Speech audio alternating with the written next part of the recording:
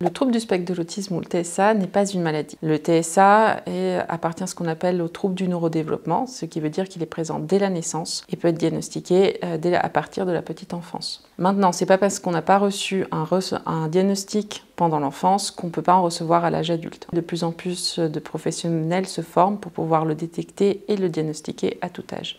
Pour recevoir un diagnostic de trouble du spectre de l'autisme, il faut présenter des difficultés dans le domaine de la communication sociale et les interactions sociales et présenter également des comportements ou des activités qui ont un caractère restreint et répétitif. Par rapport à l'origine du TSA, il y a un consensus entre scientifiques et professionnels qui fait que le TSA est considéré comme d'origine multifactorielle. Ça veut dire que le TSA est la résultante d'une interaction entre des prédispositions génétiques et des facteurs environnementaux. Les facteurs environnementaux ne sont pas encore précisément identifiés. Le trouble du spectre d'autisme est un spectre.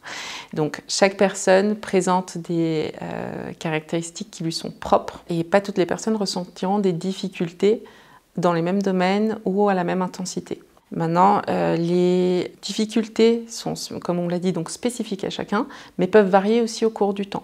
Et en fonction des difficultés ressenties, les personnes peuvent bénéficier d'un accompagnement spécifique à différents moments de la vie. Les personnes peuvent bénéficier d'aide et d'accompagnement, par exemple, pendant la période scolaire, ou au contraire, si à l'école tout se passe bien, bénéficier des accompagnements sur le milieu de travail, ou alors bénéficier d'un accompagnement toute la vie, ou au contraire ne jamais en bénéficier.